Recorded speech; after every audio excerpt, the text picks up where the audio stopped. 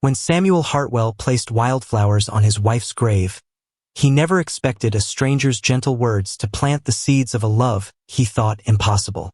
But as Catherine Brennan's kindness bloomed into something deeper, would Samuel find the courage to let his heart carry the weight of loving again?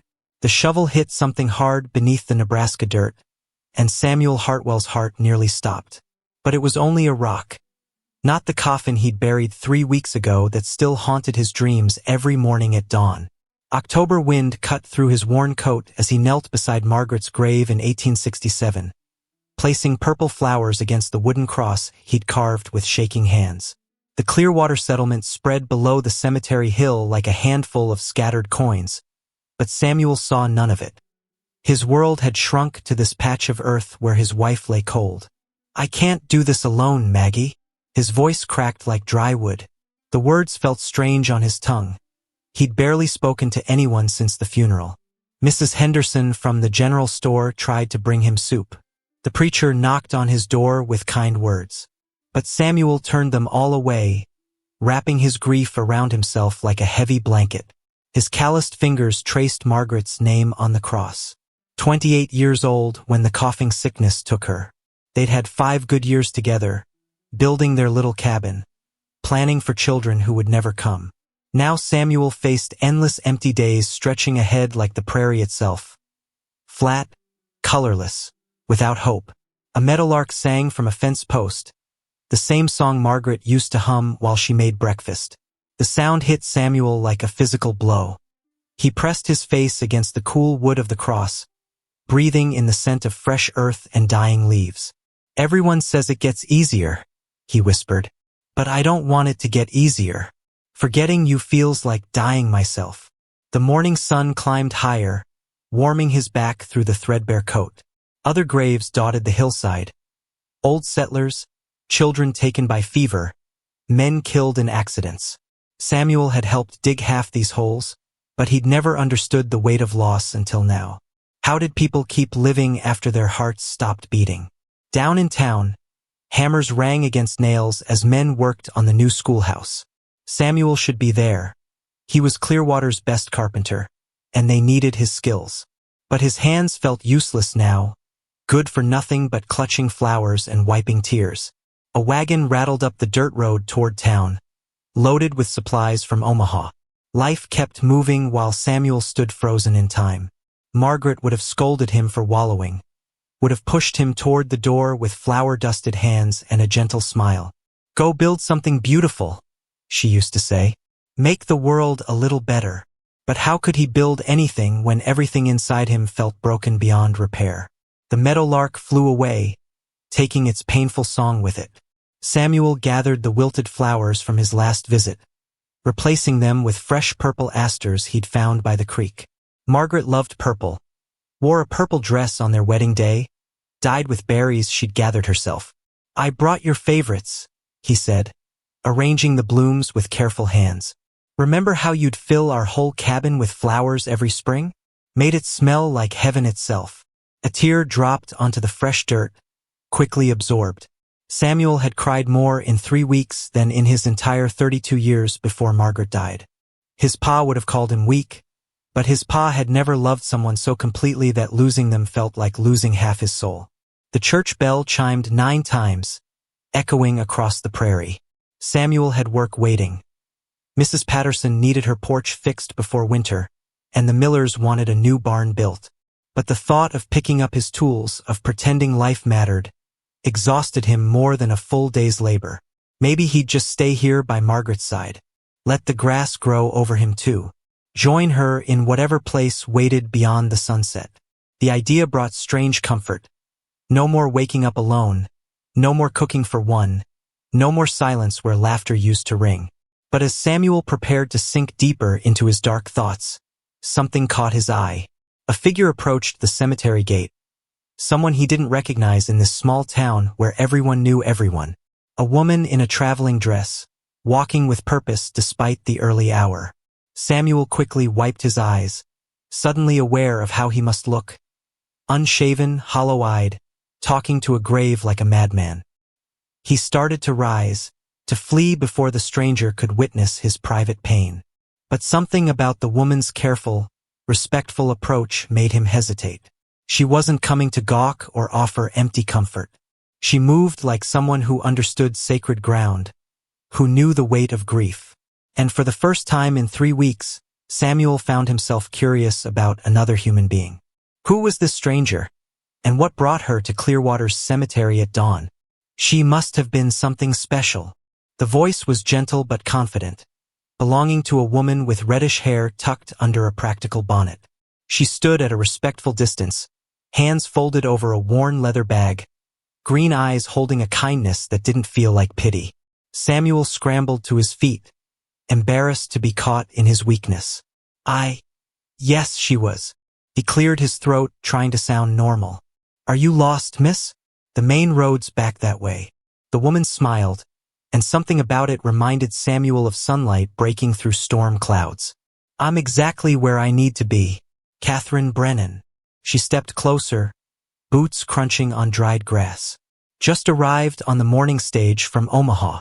The hotel clerk mentioned your loss, Mr. Hartwell. Samuel Hartwell. He studied her face, noting laugh lines around her eyes and a small scar on her chin. This wasn't some sheltered city lady. She'd seen trouble and survived it. You're the new schoolteacher. Guilty as charged. Catherine's gaze moved to Margaret's grave, reading the carved name with respectful attention. I lost my husband in the war 2 years back. Sometimes talking to a stranger helps carry the load. The simple honesty in her words surprised Samuel. Most people danced around death like it might be catching. Patrick Brennan? Patrick Murphy before I married him. Pain flickered across her features. Died at Antietam fighting for something he believed in. Left me with nothing but memories and a teaching certificate. Samuel found himself really looking at another person for the first time since Margaret's funeral. Catherine wore her grief differently than he did. Not hidden away like a shameful secret, but carried openly like a badge of honor. Her dress was well mended but clean, her boots sturdy but worn. A woman who worked for her living and wasn't ashamed of it. I'm sorry for your loss, he said, meaning it. And I'm sorry for yours. Catherine gestured toward a weathered tree stump nearby. Mind if I sit? It's been a long journey, and I find cemeteries peaceful places for thinking. Without waiting for permission, she settled her skirts and opened her leather bag, pulling out a small notebook and pencil. Samuel remained standing, uncertain how to handle this strange conversation with a woman who seemed unafraid of his raw grief. What are you writing? He asked despite himself. Notes about the town. I like to understand a place before I try to teach its children. Catherine looked up from her scribbling. The cemetery tells stories. Who settled here first? Which families grew large? What dangers they faced? See that marker there? Beloved son, taken by wolves. That tells me this is still wild country, despite the civilized Main Street. Samuel followed her gaze to young Tommy Patterson's grave, killed 3 years back when he wandered too far from home. We've got mountain lions too, and rattlesnakes in the rocks by the creek. Good to know. Catherine made another note. What about the people? Are they welcoming to strangers or suspicious? Depends on the stranger. Samuel surprised himself by almost smiling. But they're decent folks mostly. Work hard. Help neighbors. Don't ask too many questions about a person's past. Perfect for someone starting over. Catherine closed her notebook and really looked at him. Tell me about her, your wife. What made her special? The question hit Samuel like a physical blow. Nobody had asked about Margaret as a living person, only offered sympathy for his loss. You don't want to hear. I do. Catherine's voice held firm gentleness. I've learned that talking about the ones we've lost keeps them alive in our hearts. Patrick loved fishing even though he was terrible at it. Came home empty-handed every time but happy as a child. What did Margaret love? Samuel sat heavily on the grass, his legs suddenly weak. Everything. She loved everything about life. Cooking, gardening, singing old songs while she worked. Made friends with every stray animal that wandered through. Used to say God put her on earth to find joy in ordinary moments. Sounds like she succeeded. Catherine pulled wildflowers from her bag. Purple and yellow blooms that must have caught her eye during the walk from town. Without asking, she began arranging them in Margaret's empty flower jar, her hands quick and sure. "How long were you married?" "5 years." The words came easier now, like water finding its course. "Met her at a church social in Omaha. She was visiting her cousin, wearing this blue dress that made her eyes look like summer sky. Prettiest girl I'd ever seen, but more than that, kindest too." Catherine worked quietly, letting him talk. Samuel found himself describing their courtship, their simple wedding, the cabin they'd built together with their own hands, Margaret's garden, her terrible attempts at singing hymns, the way she'd braid wildflowers into crowns just to make him laugh. "She wanted children," Samuel's voice caught. "We tried for 3 years. When the coughing started, she said maybe God had other plans. Never complained, never got bitter. Just kept loving life right up until she couldn't anymore." Catherine finished gently. "But she loved well while she could. That's what matters." The sun climbed higher, warming the hillside. Samuel realized he'd been talking for nearly an hour, the longest conversation he'd had since Margaret died. Catherine listened with the rare gift of attention, asking questions that drew out memories he'd thought too precious to share. "Why are you doing this?" he asked suddenly. "Listening to a stranger's grief? You've got your own sorrows to carry." Catherine stood, brushing grass from her skirts. The wildflowers made Margaret's grave look alive again, colorful and cared for. "Because grief shared is grief divided. And because—" she paused, choosing her words carefully. "Because I recognize someone drowning in sorrow. Been there myself. Sometimes a lifeline comes from unexpected places." She shouldered her bag and straightened her bonnet. "I should get to the schoolhouse, see what repairs need doing before Monday. Thank you for telling me about Margaret. She sounds like someone I would have liked knowing." As Catherine walked away, Samuel stared after her in confusion. Who was this woman who appeared like an angel of mercy, offering comfort without expecting anything in return? And why did her presence make the crushing weight of grief feel just a little bit lighter? For the first time in weeks, Samuel found himself curious about tomorrow. Would the mysterious schoolteacher speak to him again? Samuel's hammer missed the nail completely, smashing his thumb instead. The sharp pain jolted him back to reality. He'd been thinking about Catherine Brennan for the 3rd time that morning while trying to fix Mrs. Patterson's wobbly porch steps. "Blast it all," he muttered, shaking his injured hand. 3 days had passed since their cemetery meeting, and the schoolteacher's words kept echoing in his mind like church bells that wouldn't stop ringing. Mrs. Patterson peered around her door frame, gray hair escaping from her bonnet. "Everything all right out there, Samuel? You've been mighty quiet today." "Just clumsy, ma'am. Nothing to worry about." Samuel sucked on his throbbing thumb and picked up the hammer again. But his concentration was scattered like leaves in a windstorm. Why couldn't he stop thinking about green eyes and gentle questions? The morning sun beat down on his shoulders as he worked, sweat staining his shirt despite the October chill. Down the street, he could see the new schoolhouse where Catherine was probably preparing for her first day of teaching. Yellow curtains hung in the windows now. She must have sewn them herself. The building looked more welcoming than it had in months of construction. "You know," Mrs. Patterson said, stepping onto the porch with a glass of cold water, "that new teacher stopped by yesterday. Wanted to know which children in town might need extra help with their letters." Samuel accepted the water gratefully, trying to sound casual. "That's so? Sweet girl. Lost her husband in the war, poor thing. But she's got backbone, I can tell. Asked if I had any old books lying around for students who couldn't afford new ones." Mrs. Patterson settled into her rocking chair with a knowing smile. "Reminded me of your Margaret, actually. Same way of caring about everyone around her." The comparison hit Samuel unexpectedly.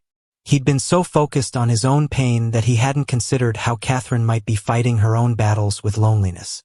A war widow, starting over in a strange town, facing a classroom full of children without knowing a soul. "Reckon teaching's harder than carpentry," he said, testing the repaired step with his boot. Different kind of building, Mrs. Patterson agreed. Shaping young minds instead of wood and nails.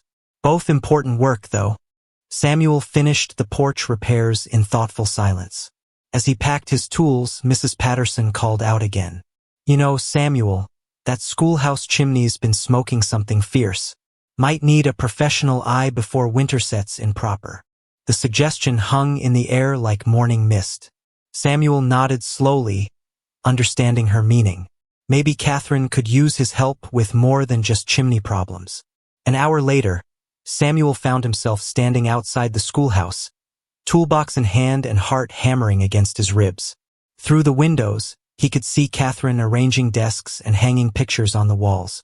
She'd pinned her auburn hair back with practical pins, and her sleeves were rolled up for work. He knocked on the door frame, and she looked up with surprise that quickly turned to pleasure. Samuel, what brings you by? Mrs. Patterson mentioned your chimney might need checking. Thought I'd take a look before the children arrive Monday. He gestured awkwardly with his toolbox. No charge, of course. Just being neighborly. Catherine's smile lit up her whole face. That's incredibly kind. I've been worried about it, to be honest. Come in, please. The schoolhouse smelled of fresh paint and new beginnings. Catherine had transformed the bare walls with colorful maps, alphabet charts, and drawings of animals. A small bouquet of prairie flowers sat on her desk, the same purple asters she'd arranged at Margaret's grave. It looks wonderful in here, Samuel said, genuinely impressed. The children will love it. I hope so. Catherine brushed a strand of hair from her forehead. Teaching is different from building, but we're both trying to create something lasting, aren't we? Samuel climbed up to examine the chimney, grateful for the excuse to avoid her penetrating gaze. The flue was partially blocked with bird nests and debris, an easy fix but dangerous if left alone. As he worked, Catherine continued preparing lessons below, occasionally asking questions about the town's children. Tommy Henderson's parents worry he's not smart enough for book learning, she said, sorting through a stack of primers. But I've seen him help his father with numbers at the store. He's bright, just learns differently. Tommy's good with his hands, Samuel agreed, pulling dead leaves from the chimney. Helped me build a chicken coop last spring. Understood the measurements better than some grown men. Exactly. Every child has gifts. It's my job to find them. Catherine paused in her work. What about you, Samuel? Were you good at school? The question caught him off guard. Decent enough, I suppose. Always preferred working with my hands to reading books, though. Nothing wrong with that. The world needs builders as much as scholars. Catherine climbed onto a chair to hang a large map of the United States. Though I bet you read more than you let on. This schoolhouse didn't build itself. Someone had to understand the plans. Samuel felt heat rise in his cheeks. She was right, he'd studied architecture books, learned about proper foundations and load-bearing walls. But admitting intellectual interests felt like showing off. Maybe some, he conceded, climbing down from the chimney. Your flue's clear now. Should draw properly. Thank you. Catherine stepped down from her chair, stumbling slightly. Samuel instinctively reached out to steady her, and for a moment they stood very close, his hands on her arms, her eyes wide with surprise. Sorry, he mumbled, stepping back quickly. Didn't mean to. It's fine. Catherine's cheeks were pink. Thank you for catching me. An uncomfortable silence stretched between them. Samuel gathered his tools hastily, suddenly aware of how long he'd been there, how much he'd enjoyed their easy conversation. I should go, he said. Let you get back to your preparations. Samuel, wait. Catherine followed him to the door. Would you like to come back sometime? Not for repairs, just to talk. I don't know many people here yet, and you're easy to talk with. The invitation surprised him. Part of him wanted to say yes immediately, but guilt rose in his throat like bile. Was it wrong to enjoy another woman's company so soon after Margaret's death? What would people think? I don't know if that's... He struggled for words. I understand, Catherine said quickly. It's too soon. I'm sorry for asking. No, it's not that. Samuel set down his toolbox, trying to explain feelings he didn't fully understand himself. It's just, Margaret's only been gone 3 weeks. Folks might talk if they see me spending time with another woman. Catherine's expression softened with understanding. Grief has its own timeline, Samuel. There's no rule book for how long sorrow should last. Easy for you to say.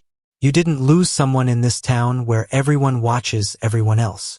The words came out harsher than intended. Catherine flinched as if he'd slapped her. You're right, she said quietly. I lost Patrick in a place where nobody knew either of us. I could grieve privately, start over without judgment. That's a luxury you don't have. Samuel immediately regretted his tone. Catherine, I didn't mean. You meant exactly what you said, and it's true. She straightened her shoulders. I won't make things difficult for you, Samuel. Thank you for fixing the chimney. As she turned to go inside, Samuel felt something important slipping away. But what could he do? This was Clearwater, where reputations mattered and tongues wagged faster than prairie grass in the wind. Still, as he walked home, he couldn't shake the feeling that he'd just made a terrible mistake. The school bell's first ring echoed across Clearwater like a gunshot, and Samuel nearly dropped his coffee cup on his cabin floor. Monday morning had arrived, bringing Catherine's first day of teaching, and a knot of worry in his stomach that he couldn't explain away. Through his kitchen window, he watched children hurrying toward the schoolhouse. Some eager, others dragging their feet like condemned prisoners. Young Amy Carson clutched her mother's hand tighter with each step, while the Miller twins raced ahead as if education were a grand adventure waiting to unfold. Samuel hadn't spoken to Catherine since their awkward conversation 3 days ago. He'd stayed busy with other projects, avoiding the schoolhouse entirely. But guilt gnawed at him like termites in old wood. The hurt in her green eyes haunted his dreams. A commotion outside pulled him from his brooding. Jake Morrison and 2 other drifters had set up camp near the creek, ostensibly looking for work but spending most of their time drinking and causing trouble. Morrison was a lean man with cold eyes and quick hands, the kind who took what he wanted and asked questions later. Samuel watched through his window as Morrison studied the schoolhouse with calculating interest. Something about the man's focus on the building made Samuel's skin crawl. Teachers often kept their small savings in school safes, and Morrison had the look of someone who knew exactly where to find easy money. The morning progressed quietly until lunchtime, when Samuel heard raised voices from the direction of town. He stepped onto his porch to see Morrison talking to Catherine outside the general store, standing too close for politeness. Even from a distance, Samuel could see Catherine's discomfort in the rigid set of her shoulders. Every instinct told him to intervene, but his own words echoed in his memory.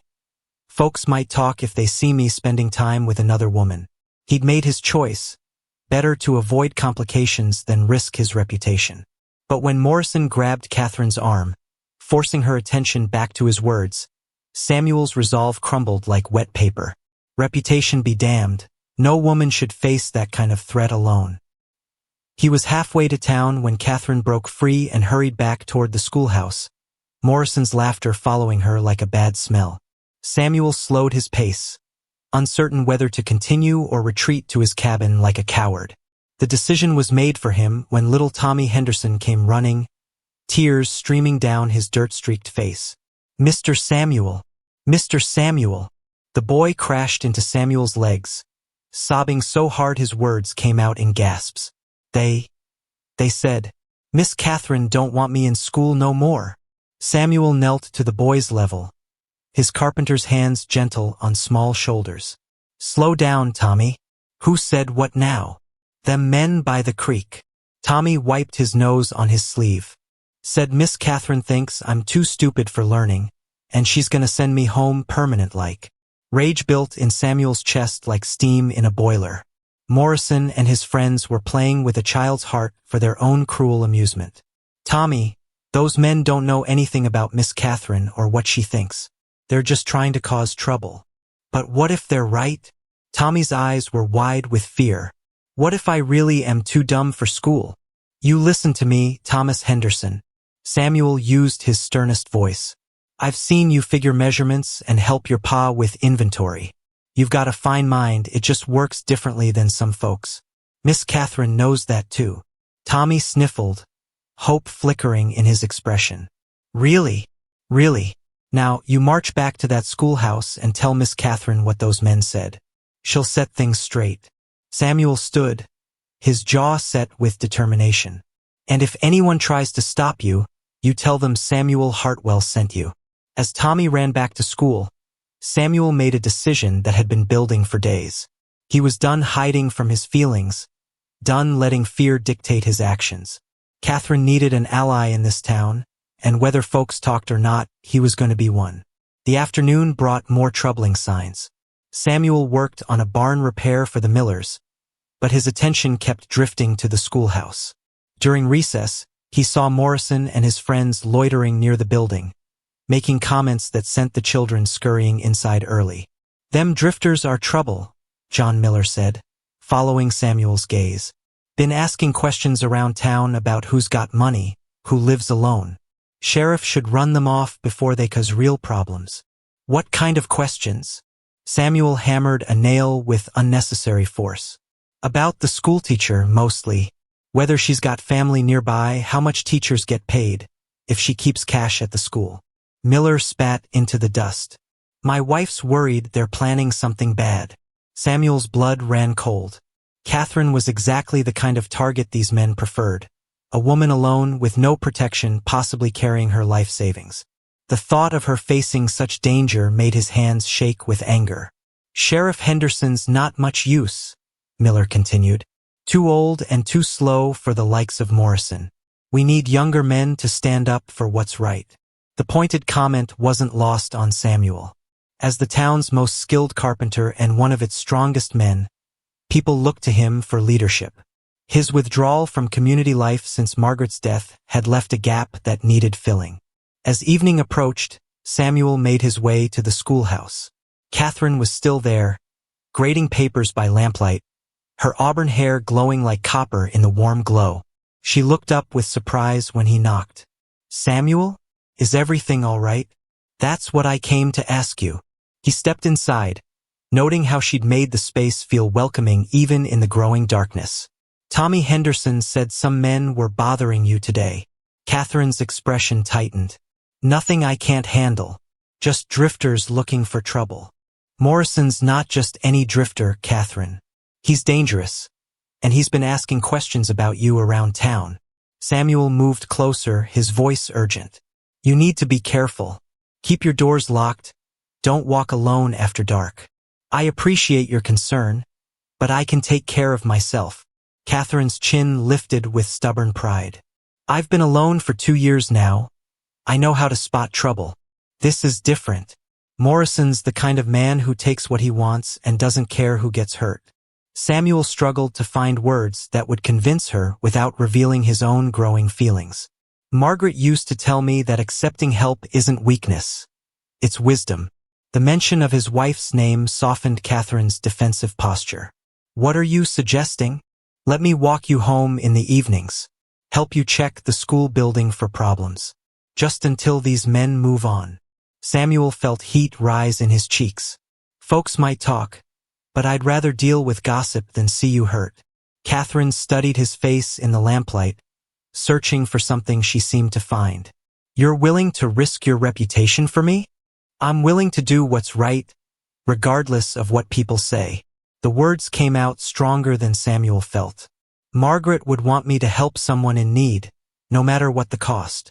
For a long moment, Catherine was quiet. Then she nodded slowly.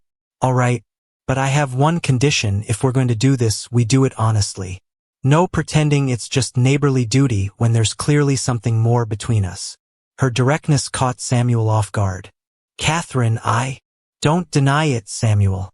We both feel it." She moved closer, her green eyes serious. "I'm not asking you to forget Margaret or pretend you're ready for something new. I'm just asking you to be honest about what's happening between us." Samuel's heart hammered against his ribs. She was right. There was something growing between them, something that felt both terrifying and wonderful. But admitting it meant stepping into unknown territory, risking his heart again when it was barely healed from the last breaking. "I don't know what I'm ready for," he said finally.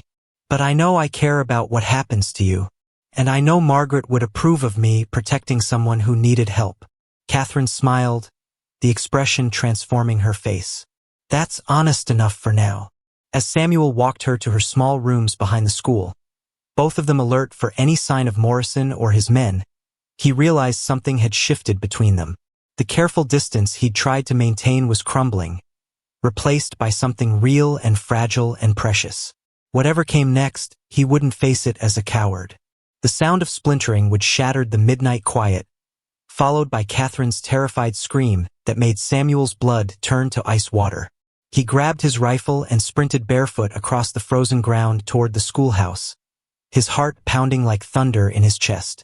3 dark figures crowded around the school's back door, one holding a crowbar while another tried to muffle Catherine's cries for help. Morrison's voice cut through the darkness like a rusty blade. "Just tell us where you keep the money, teacher lady, and nobody gets hurt." Samuel's military training from years past kicked in without thought. He'd fought in border skirmishes before settling in Clearwater, and his body remembered the cold calculation needed for violence. Moving like a ghost through the shadows, he positioned himself behind Morrison's men. "Let her go." His voice carried the authority of a man who'd killed before and would do it again if necessary. Morrison spun around, his face twisted with surprise and rage. "This ain't your business, Carpenter. Walk away and forget what you've seen." "Can't do that." Samuel kept his rifle trained on Morrison's chest, finger resting lightly on the trigger. "Release the lady and ride out of town. Last chance." Morrison's 2 companions shifted nervously, clearly not expecting armed resistance. But Morrison himself smiled with the confidence of a man who'd faced down plenty of scared townspeople. He pulled a knife from his belt and pressed it against Catherine's throat. "Drop the gun, hero, or I'll cut her pretty neck wide open." Catherine's eyes met Samuel's across the darkness, and he saw not fear but determination. She was planning something, waiting for the right moment. Margaret had looked at him the same way once when they'd faced down a rabid dog threatening their garden, trusting him to be ready when she made her move. The standoff stretched like a bowstring about to snap. Samuel's mind raced through possibilities, each one ending badly. Too far away for a clean shot without risking Catherine. Morrison's knife too close to her skin. The other men reaching for their own weapons. Then Catherine bit down hard on Morrison's hand and threw her elbow into his ribs with surprising force. The knife flew wide as Morrison cursed and staggered backward, giving Samuel the opening he needed. His rifle but connected with the first man's skull, dropping him like a stone. The second man fumbled for his pistol, but Samuel was already moving, years of carpentry work giving him the strength to wrestle the gun away and deliver a crushing blow to the man's solar plexus. Morrison recovered faster than expected, pulling his own gun with his good hand. But Catherine wasn't finished fighting. She grabbed the fallen crowbar and swung it at Morrison's knees, sending him tumbling into the mud. The fight was over in less than 30 seconds, leaving 3 groaning men in the dirt and Samuel breathing hard with his rifle pointed at Morrison's head. Catherine stood beside him, clutching the crowbar like a battle axe, her hair wild and her eyes blazing with righteous fury. "You picked the wrong town," Samuel said quietly. "And definitely the wrong woman." Morrison spat blood and glared up at them. "This ain't over, Hartwell. We got friends." "No, you don't." Sheriff Henderson's voice came from behind them as the old lawman approached with a shotgun and 3 deputies, awakened by the commotion. "Your friends are already in my jail, along with the stolen goods we found in your camp." Samuel felt relief wash over him like cool water. Henderson might be past his prime, but he'd been busy while everyone thought he was useless. "Sheriff, how did you?" "Been watching these vultures for days, waiting for them to make their move." Henderson gestured for his deputies to collect the prisoners. "Got word from Omaha that they're wanted for robbery and worse. Just needed them to commit a crime here so I could hold them legal-like." As the deputies dragged Morrison and his men away, Catherine sank onto the schoolhouse steps, the adrenaline leaving her shaky and pale. Samuel sat beside her, close enough to offer comfort but careful not to assume too much. "You all right?" he asked gently. Better than all right. Catherine managed a trembling smile. I've never felt so alive. Does that sound terrible? I was terrified, but also excited. Like I finally fought back against everything that's tried to hurt me. Samuel understood completely. Combat did strange things to a person's spirit. Sometimes it broke you, but sometimes it showed you strength you never knew existed. You were magnificent. That move with the crowbar probably saved both our lives. Patrick taught me to fight dirty before he left for the war. Said a lady should know how to protect herself. Catherine's voice caught slightly. I never thought I'd need those lessons, but I'm grateful for them now. They sat in comfortable silence, watching the last of the excitement die down as neighbors returned to their homes. The schoolhouse door hung crooked on its hinges, and papers were scattered across the floor where Morrison had ransacked Catherine's desk looking for money. I'll fix the door tomorrow, Samuel offered. Replace anything that got broken. Thank you. Catherine turned to face him fully. Samuel, what you did tonight. You could have been killed protecting me. Why did you risk so much? The question hung between them like morning mist, demanding honesty Samuel wasn't sure he was ready to give. But sitting there in the aftermath of violence, with Catherine's courage still shining in her eyes, he found himself speaking from the heart. Because losing you would hurt almost as much as losing Margaret did, he said quietly. And that terrifies me more than any outlaw ever could. Catherine's breath caught. Samuel, I know it's too soon. I know people will talk. I know I'm probably making a mess of everything. Samuel's words tumbled out like water over a dam. But tonight, when I heard you scream, I realized something. I can't protect my heart by keeping it locked away. I can only protect what matters by being brave enough to care again. Catherine reached for his hand, her fingers still trembling slightly from the fight. Are you saying you care about me? Samuel looked down at their joined hands.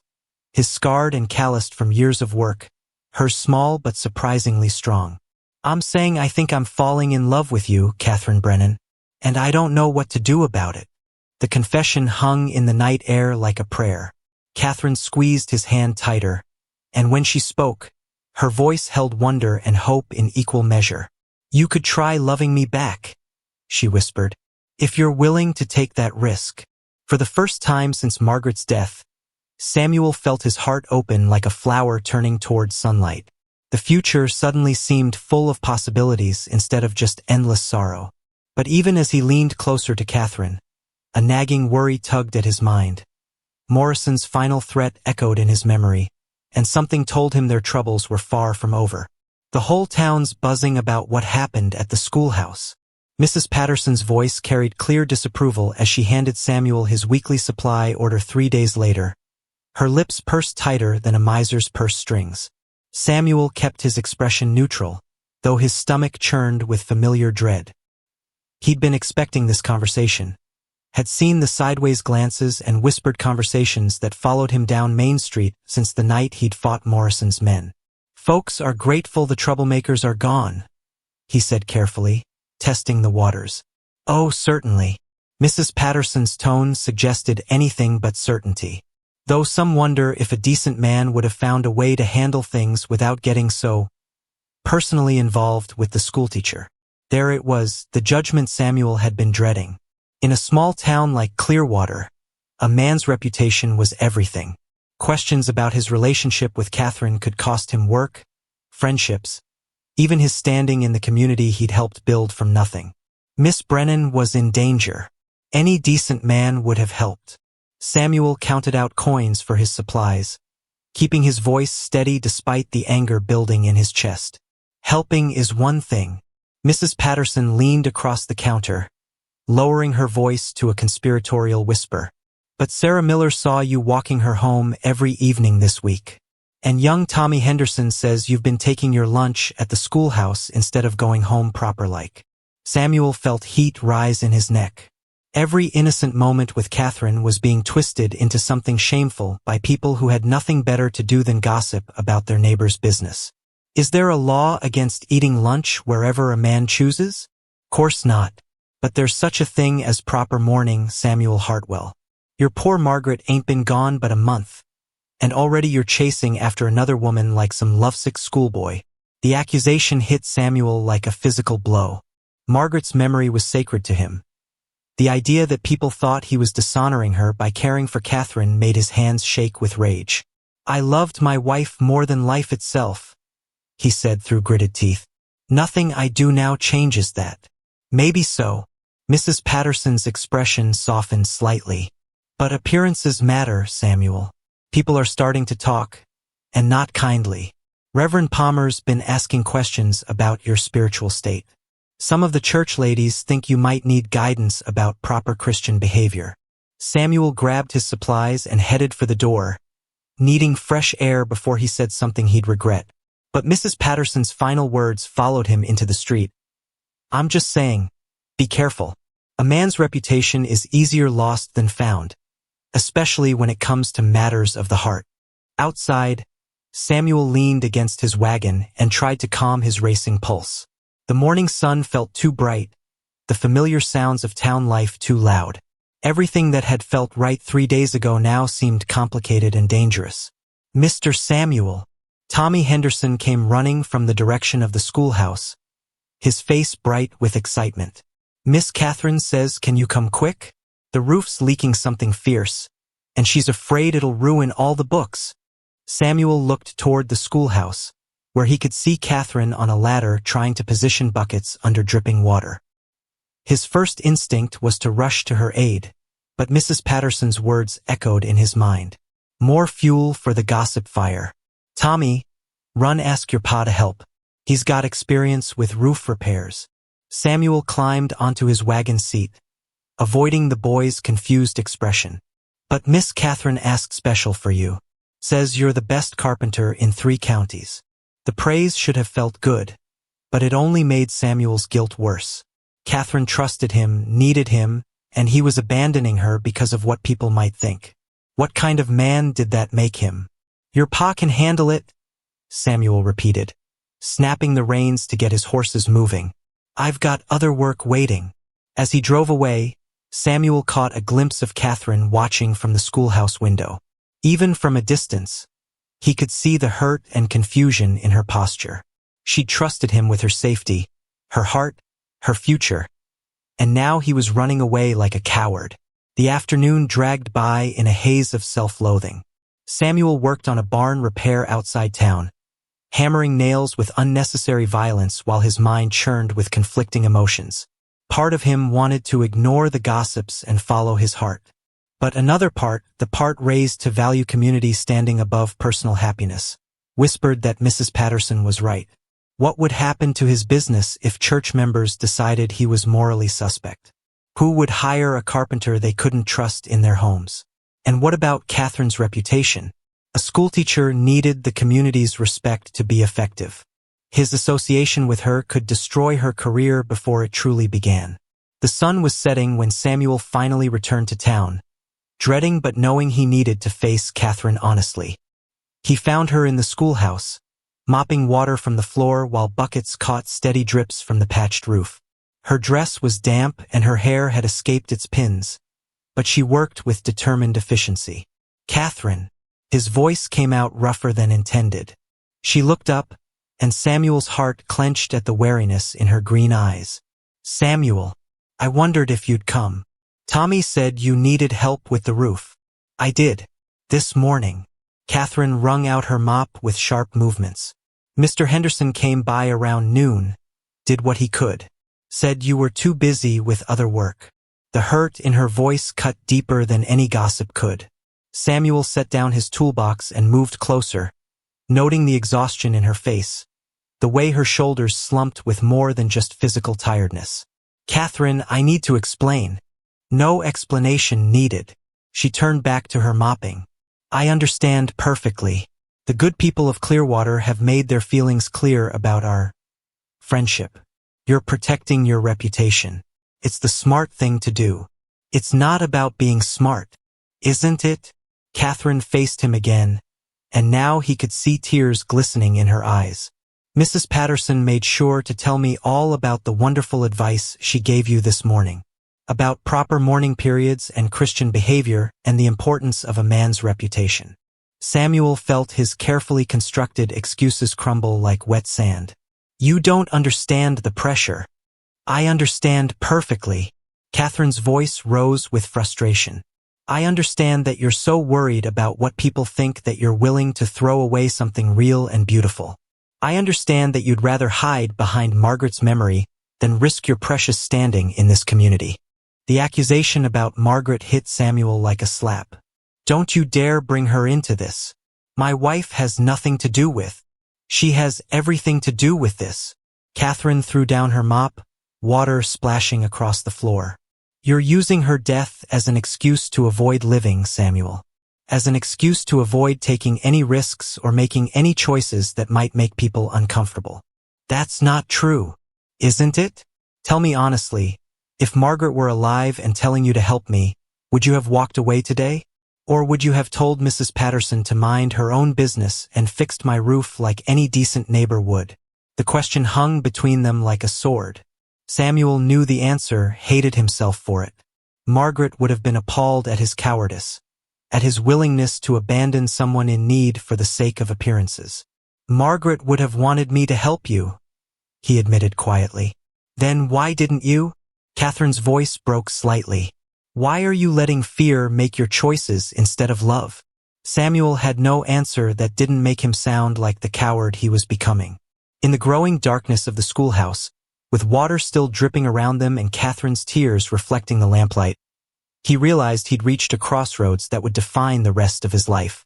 He could choose safety, reputation, the approval of people who would judge him either way. Or he could choose love, risk, the uncertain but precious possibility of happiness with a woman who saw him clearly and cared for him anyway. I'm scared, he said finally, the words torn from his throat. I'm scared of loving you and losing you. I'm scared of what people will say. I'm scared that choosing you means betraying Margaret's memory. Catherine stepped closer, her expression softening. And I'm scared too, Samuel. Scared of being alone forever. Scared of trusting my heart to someone who might run away when things get difficult. But I'd rather be scared together than safe alone. She reached for his hands, holding them despite his hesitation. The question is, what kind of man do you want to be? The kind who lets fear decide his future, or the kind who fights for what matters? Looking into Catherine's eyes, Samuel finally understood what Margaret had been trying to teach him in their last days together. Love wasn't about avoiding pain or risk. It was about finding something worth the danger, something worth fighting for even when the odds seemed impossible. The choice, when it came down to it, was surprisingly simple. Samuel's hands trembled as he placed the small velvet box on Margaret's grave, the morning frost making his breath visible in the cold November air of 1867. 2 months had passed since the night he'd chosen courage over fear, and now he faced the hardest conversation of his life, asking his dead wife's permission to marry another woman. I brought you something, Maggie. His voice cracked like thin ice. Catherine's grandmother's ring. She wanted you to see it before I ask her properly. The cemetery was silent except for the wind rustling through bare branches. Samuel knelt beside the wooden cross he'd carved with such care, his knees sinking into the frozen earth. The purple flowers he'd brought were already wilting in the bitter cold, but he placed them carefully beside the headstone anyway. I know what you're thinking, he continued, speaking to the grave as if Margaret could hear every word. It's only been 2 months since I stopped hiding from my feelings. Too fast, maybe. But Catherine and I, we're not young anymore. We've both lost everything once. We know how precious time is. A meadowlark called from somewhere in the distance, the same song Margaret used to hum while cooking breakfast. Samuel's eyes filled with tears that froze on his cheeks before they could fall. She's nothing like you, Maggie. Where you were gentle, she's strong. Where you were quiet, she speaks her mind. But she's got your kindness, your way of seeing the good in people. Samuel picked up a handful of dirt, letting it run through his fingers. I think you'd like her. I think you'd want me to be happy.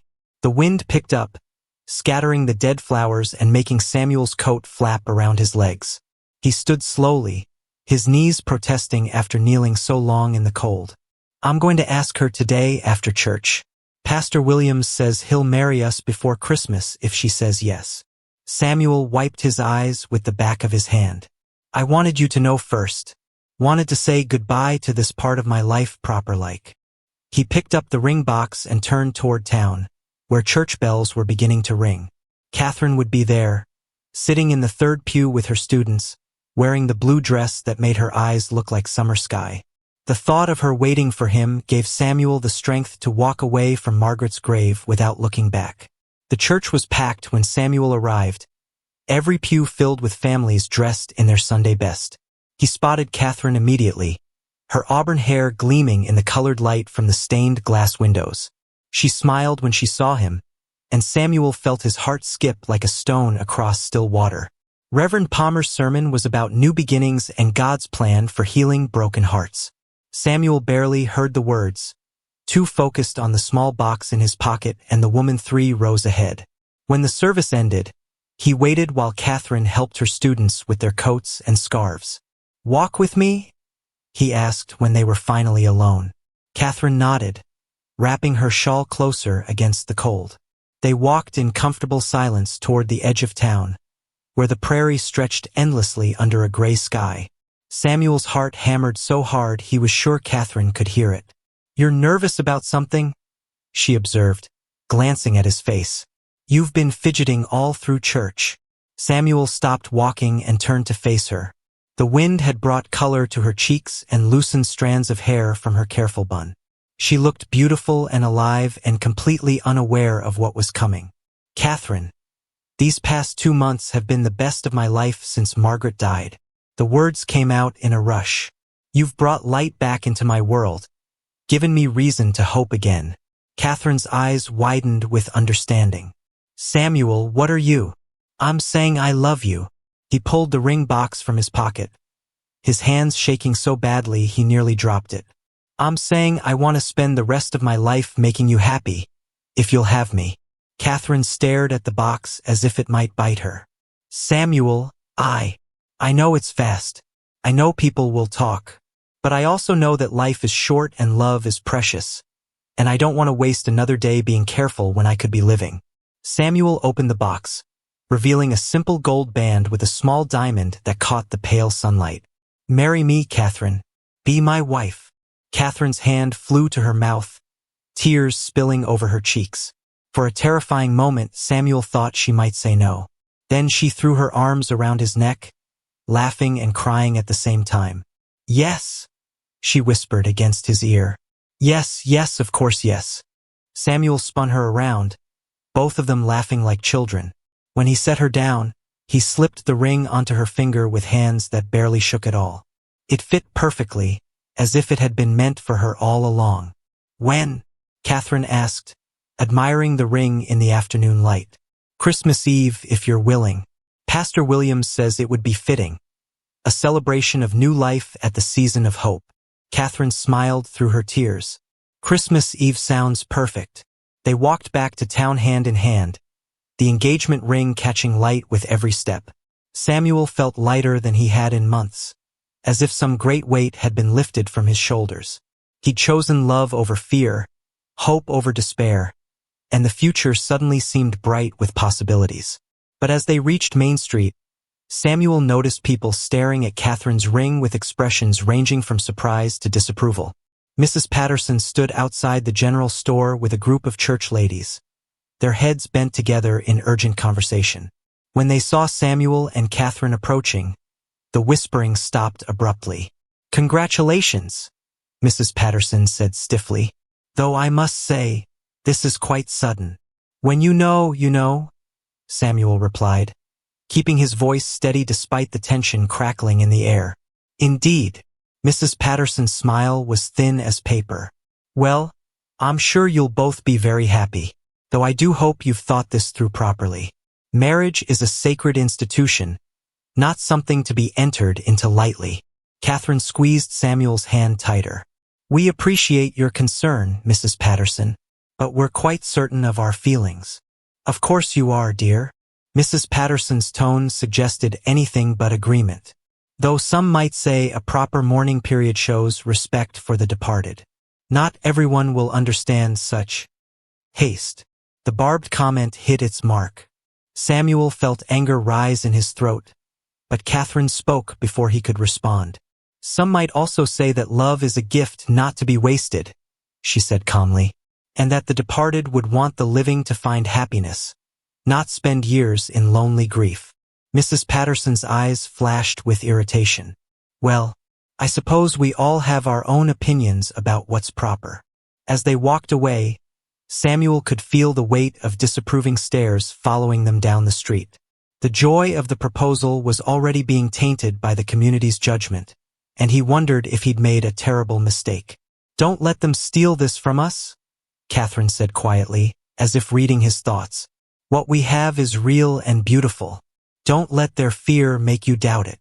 Samuel looked down at her determined face, at the ring glinting on her finger, at the love shining in her green eyes. She was right, what they had was worth fighting for, worth defending against anyone who tried to diminish it. I won't, he promised, and meant it with every fiber of his being. But even as they planned their future together, Samuel couldn't shake the feeling that their real battle was just beginning. The wedding dress hung like a ghost in Catherine's small room behind the schoolhouse, its ivory silk gleaming in the December morning light that streamed through frost-covered windows. Christmas Eve had arrived with bitter cold and the promise of snow, but Catherine's heart felt warm as springtime as she prepared for the most important day of her life. "You're sure about this?" asked Mary Henderson, the sheriff's wife, as she helped Catherine with the dozens of tiny buttons that ran up the back of the dress. "It's not too late to wait until spring. Give folks more time to get used to the idea." Catherine met Mary's eyes in the small mirror propped on her dresser. "I've never been more sure of anything in my life. Samuel and I have already waited too long to be happy." The dress had belonged to Catherine's mother, carefully preserved in tissue paper and lavender sachets for 25 years. Catherine had never expected to wear it. After Patrick's death, she'd assumed her chance at marriage had died with him on that terrible battlefield. But love had found her again in the most unexpected place, and now she was preparing to walk down the aisle toward a future that seemed bright with promise. "He's a good man," Mary admitted, pinning a small veil to Catherine's carefully arranged hair. "Lost his way for a while after Margaret died, but grief does strange things to people. You've brought him back to life." Through the window, Catherine could see Samuel's cabin in the distance, smoke rising from its chimney. He'd spent the morning there, getting ready for their wedding with help from his best friend, John Miller. The thought of him struggling with his tie or combing his hair with nervous fingers made Catherine smile. "Mrs. Patterson still thinks we're rushing into this," Mary continued, adjusting the veil's placement. "Says decent people don't get married so soon after a death in the family." "Mrs. Patterson can mind her own business," Catherine replied with uncharacteristic sharpness. "She's never lost a husband or understood how precious time becomes when you've seen how quickly it can be stolen away." A knock at the door interrupted their conversation. Catherine opened it to find Tommy Henderson, scrubbed clean and wearing his best clothes, holding a small bouquet of winter berries and evergreen branches. "From my ma," he said shyly. "She says every bride needs flowers, even in winter." Catherine knelt to Tommy's level, careful not to wrinkle her dress. "They're beautiful, Tommy." "Thank you. Mr. Samuel says I can help carry your things to the church," Tommy added proudly. "Says it's an important job for an important day." "He's absolutely right." Catherine kissed the boy's forehead. "I can't think of anyone I'd rather have helped me." As they walked through town toward the church, Catherine was surprised by how many people had gathered despite the cold. Some faces were friendly and welcoming, others curious but reserved. A few, like Mrs. Patterson and her circle of friends, wore expressions of barely concealed disapproval. The church itself was decorated with pine boughs and red ribbons, simple but beautiful in the winter light. Candles flickered on the altar, casting dancing shadows on the walls. Catherine's students had made paper snowflakes that hung from the rafters like frozen stars. Samuel was waiting at the altar, and Catherine's breath caught when she saw him. He wore a new black suit that emphasized his broad shoulders and made his eyes look impossibly blue. But it was his expression that made her heart skip, pure joy mixed with wonder, as if he couldn't quite believe his good fortune. Reverend Palmer began the ceremony with words about love's power to heal and transform. Catherine barely heard them, too focused on Samuel's face, on the way his hands trembled slightly as he took her bouquet, on the tears that gathered in his eyes when she spoke her vows. "I promise to love you not despite your grief, but including it," she said, her voice carrying clearly through the small church, "because it shows the depth of your heart and the strength of your love." Samuel's voice broke slightly when he spoke his own vows.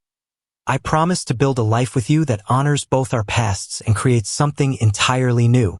I promise to love you with all the love I have left, and all the love I'm still learning to give." When Reverend Palmer pronounced them husband and wife, Samuel's kiss was gentle but full of promise. The congregation applauded, and Catherine felt tears of joy stream down her cheeks. The reception was held in the church basement, with tables laden with food donated by neighbors and friends. Catherine's students had made a crooked but enthusiastic cake decorated with sugar flowers. The Henderson family provided fiddle music, and soon the small space was filled with dancing and laughter. "Mrs. Hartwell," Samuel said, pulling Catherine aside during a brief quiet moment. "I like the sound of that." "So do I," Catherine replied, standing on her toes to kiss her new husband. "Though I'll keep teaching until they find a replacement. The children need consistency." "Whatever makes you happy," Samuel said, spinning her around in time to the music. "I just want to spend the rest of my life making you smile like this." As the evening progressed, Catherine noticed some guests leaving early, their disapproval written clearly on their faces. Mrs. Patterson made a point of speaking loudly about proper mourning periods and hasty decisions as she gathered her coat. But for every person who left in judgment, 2 more stayed to celebrate, and Catherine realized that the community was more divided than unified in its opinion of their marriage. "Let them talk," Samuel whispered in her ear as they swayed to a slow song. "By spring, they'll have found something else to gossip about."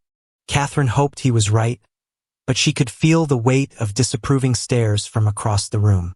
Some battles were won with swords and rifles, but others required patience and the slow work of changing hearts and minds. Near midnight, Samuel and Catherine slipped away from the celebration to walk home through the quiet streets. Snow had begun to fall, dusting the ground with a thin layer of white that crunched softly under their feet. "Regrets?" Samuel asked as they reached the cabin he'd expanded and redecorated for his new bride.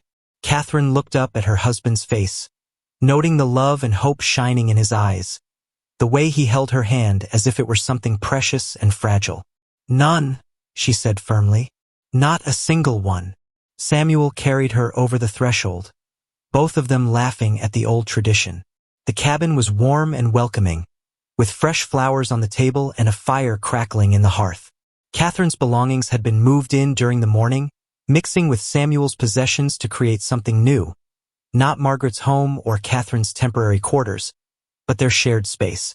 "I have something for you," Samuel said, pulling a small wrapped package from his jacket pocket. A wedding gift. Catherine opened it carefully, gasping when she saw the contents. It was a wooden flower press, beautifully crafted with her initials carved into the top.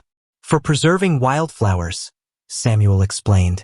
"Thought you might like to keep some of the ones we find together." Catherine threw her arms around his neck, overwhelmed by the thoughtfulness of the gift. "It's perfect. I love it. And I love you." "I love you too, Mrs. Hartwell," Samuel replied, holding her close. "More than I ever thought possible." As they stood together in their new home, with snow falling outside and warmth surrounding them within, Catherine felt a deep sense of peace settle over her. They'd weathered the storm of community judgment and emerged stronger for it. Whatever challenges lay ahead, they would face them together. But even in her happiness, Catherine couldn't shake the feeling that their real test was yet to come.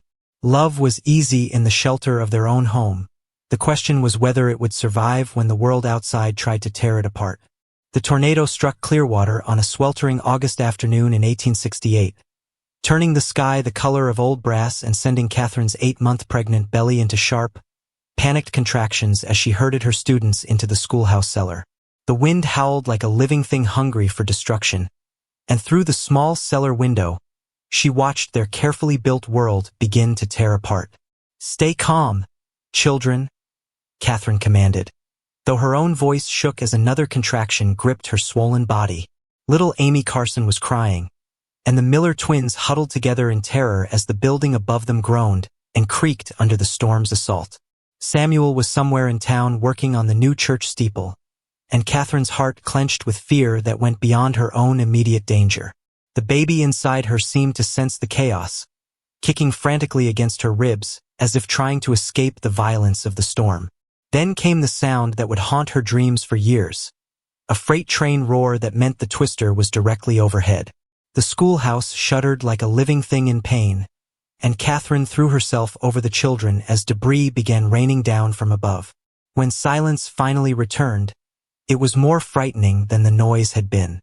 Catherine climbed the cellar stairs on trembling legs, her dress soaked with sweat and her hands pressed against her belly where the baby had gone ominously still.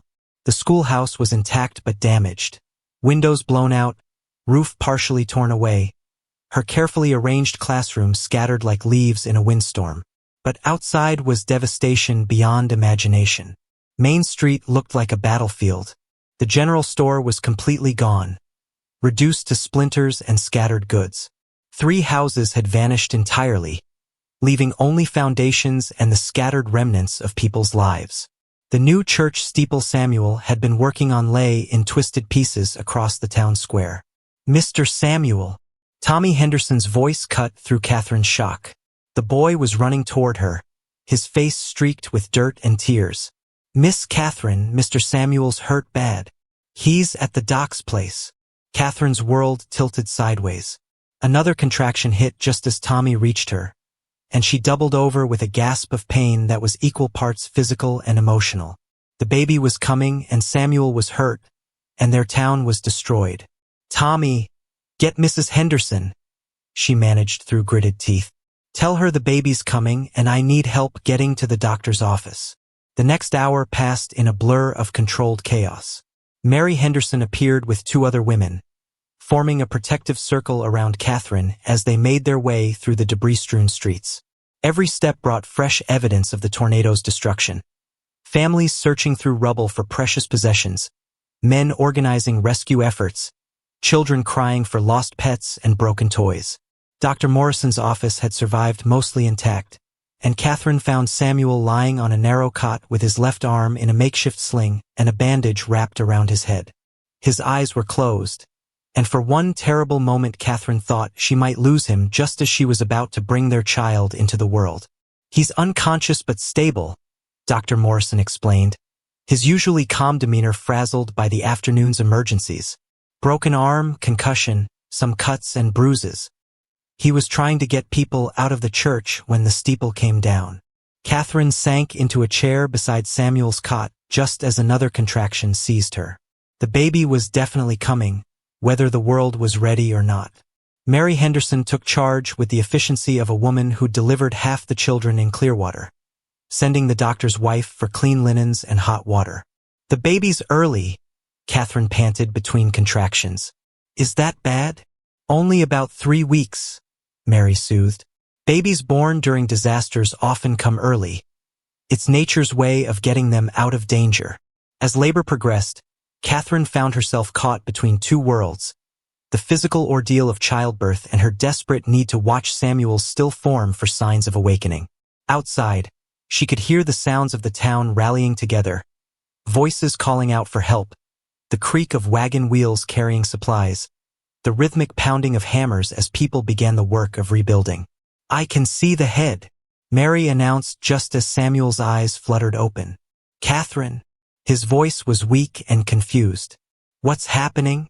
"Your baby's being born," she gasped, tears streaming down her face as relief flooded through her.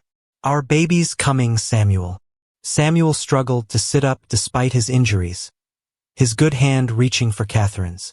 "I thought I'd lost you both when the tornado hit. I tried to get to the school." "Hush now," Catherine squeezed his fingers. "We're all here, we're all alive, and that's what matters." The final push brought their daughter into the world with a lusty cry that seemed to announce her displeasure at the chaotic circumstances of her arrival. Mary Henderson wrapped the tiny girl in clean cloth and placed her in Catherine's arms, where she immediately stopped crying and stared up at her parents with dark, serious eyes. "She's perfect," Samuel whispered, tears running down his bruised face.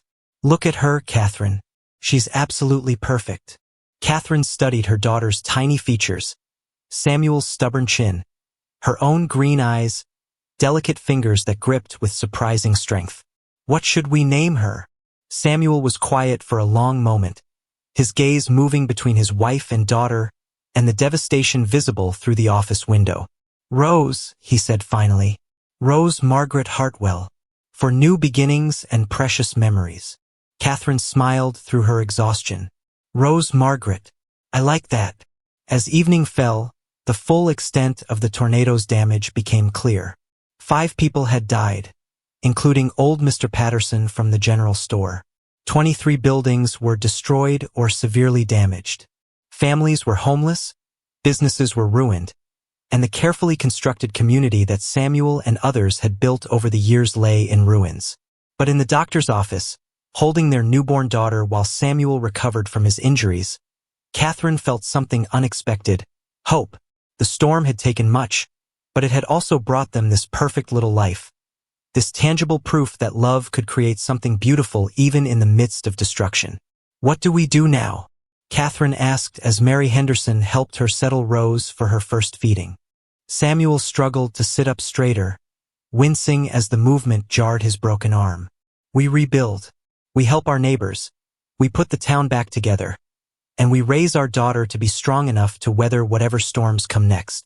Through the window, Catherine could see lanterns flickering as people worked through the night to clear debris and tend to the injured. Despite everything they'd lost, the community was coming together in ways that transcended their earlier divisions about Samuel and Catherine's marriage. Mrs. Patterson's son arrived just before midnight, his hat in his hands and tears in his eyes. "Mr. and Mrs. Hartwell, I wanted to thank you. Pa's gone, but word is that Mr. Samuel tried to warn him about the storm. Tried to get him to shelter." Samuel looked stricken. "I'm sorry, boy. I tried to reach him in time." "You did everything you could," the young man interrupted. "Pa always respected you, even when Ma was giving you trouble about the wedding. Said you were the finest man in Clearwater, and I believe that's true." After he left, Catherine and Samuel sat in the quiet darkness, their daughter sleeping peacefully between them. The tornado had changed everything. Their town, their circumstances, their understanding of what truly mattered. "Are you afraid?" Catherine asked quietly. Samuel considered the question, his gaze moving from Rose's peaceful face to the window where the first stars were becoming visible through the settling dust. "Terrified," he admitted, "but also grateful. We could have lost each other today, lost everything. Instead, we gained the most precious thing in the world." Catherine nodded, understanding completely. The storm had been devastating, but it had also stripped away everything superficial and revealed what was truly important: love, family, community, the courage to keep building even when everything fell down. Tomorrow would bring enormous challenges, but tonight they were together, alive, and blessed with new life. Whatever came next, they would face it as a family. 1 year later, Catherine stood in Margaret's meadow watching 3-year-old Rose toddle through the wildflowers while Samuel worked nearby, his once broken arm now strong enough to swing a hammer with precision as he built their new barn. The October sun was warm on her face, and the Nebraska territory stretched endlessly around them like a promise of endless possibilities. "Mama, purple ones." Rose held up a fistful of asters, the same flowers that had brought Catherine and Samuel together at this very spot 3 years ago. "Beautiful, sweetheart," Catherine called back, her hand resting on her belly where their second child was growing. 6 months along now, and this pregnancy felt different, calmer, more confident, as if their family was meant to expand exactly this way. Samuel looked up from his work, sweat glistening on his forehead despite the autumn chill. The tornado had destroyed their original cabin, but they'd rebuilt on the hill overlooking town, close to the cemetery where Margaret rested and where Catherine had first found Samuel in his deepest grief. "She's got your way with flowers," he observed, watching Rose attempt to braid stems together like she'd seen her mother do countless times. "And your stubborn determination," Catherine replied, settling onto the blanket she'd spread for their afternoon picnic. "Look how she keeps trying even though her fingers are too small for the task." The new Clearwater spread below them, rebuilt stronger and more beautiful than before. The tornado had given them a chance to start fresh, to design their town with intention rather than accident. The new schoolhouse was larger, with better windows and a proper library. The church had a bell tower instead of just a steeple, and its bronze bell could be heard for miles across the prairie. Most importantly, the disaster had brought the community together in ways that transcended old grudges and petty judgments. When people were digging families out of rubble and sharing their last loaves of bread, no one cared about proper mourning periods or rushed marriages. Catherine and Samuel had been judged not by gossip but by their actions. His courage in warning people about the storm, her calm leadership in protecting the children, their tireless work in the rebuilding effort. "Mrs. Patterson apologized again yesterday," Catherine mentioned, accepting the cup of water Samuel brought her. "Said she was sorry for making our early marriage difficult."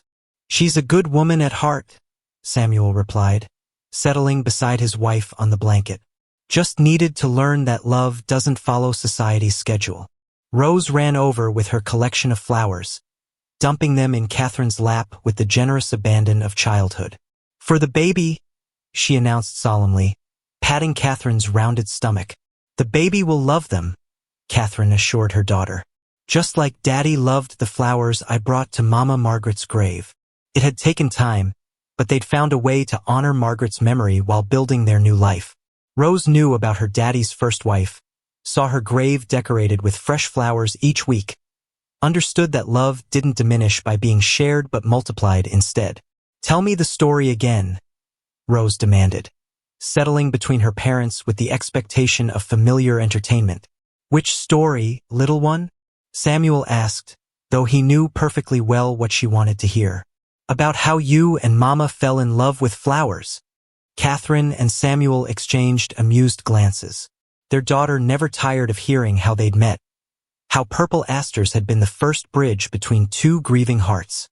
"Well," Samuel began, pulling Rose onto his lap, "it was a very sad time for Daddy. I was sitting by Mama Margaret's grave, feeling like the loneliest man in the whole world, when suddenly I heard a voice."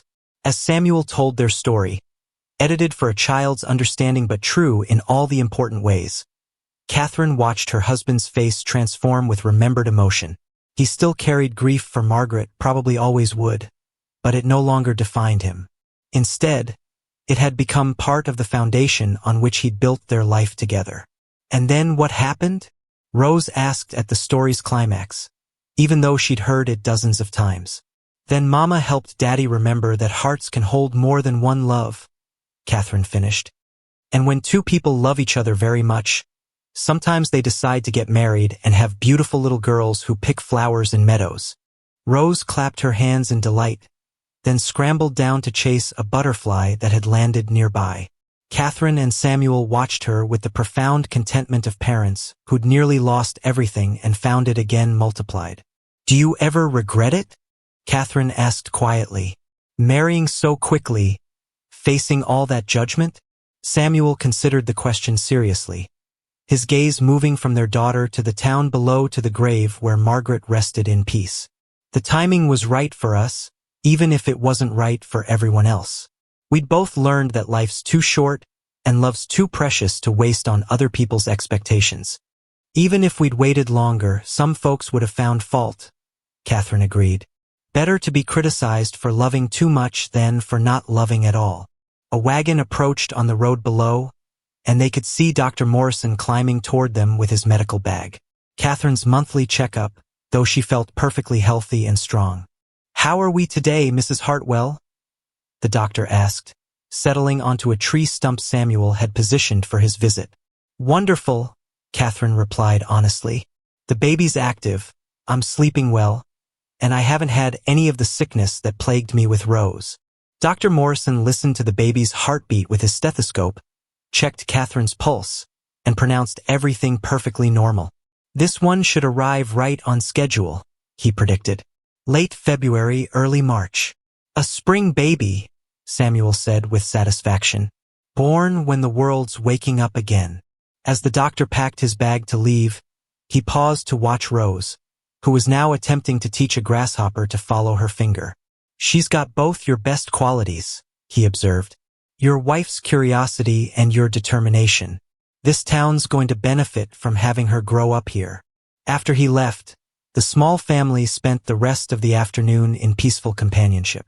Rose napped in the shade while Catherine and Samuel talked about their plans for the new baby, their hopes for the rebuilt town, their dreams for the children who would grow up in the community they were creating. As evening approached, they walked together to Margaret's grave for their weekly visit. Rose had made a crown of wildflowers, which she placed carefully on the wooden cross. "Thank you, Mama Margaret," she said solemnly, as Catherine had taught her, "for taking good care of Daddy until Mama Catherine could love him too." Catherine's eyes filled with tears at her daughter's innocent wisdom. Margaret's presence felt like a blessing rather than a burden, part of their family's story rather than a barrier to their happiness. "I think she'd be proud of what we've built," Samuel said quietly, his arm around Catherine's shoulders as they stood together in the gathering dusk. "I know she would be," Catherine replied, feeling the baby kick as if in agreement. "We've honored her memory by living fully, loving deeply, and raising our daughter to believe in the power of second chances." As they walked home through the purple twilight, Rose between them picking flowers by moonlight, Catherine reflected on the journey that had brought them to this moment. From that first morning in the cemetery to the tornado that had tested their community's strength to this peaceful evening with their growing family. Every challenge had ultimately led to greater love and deeper understanding. Samuel had learned that grief could coexist with joy, that loving again didn't diminish previous love but expanded it. Catherine had discovered that home wasn't a place but a feeling, created wherever two hearts chose to build something beautiful together. And Rose was growing up knowing that love was the most powerful force in the world, strong enough to heal broken hearts, rebuild shattered communities, and create families from the fragments of loss and hope. The weight of wildflowers had taught them all that even the smallest gesture of kindness could bloom into something magnificent, something that would last long after the flowers themselves had faded. In the end, that was the most important lesson of all.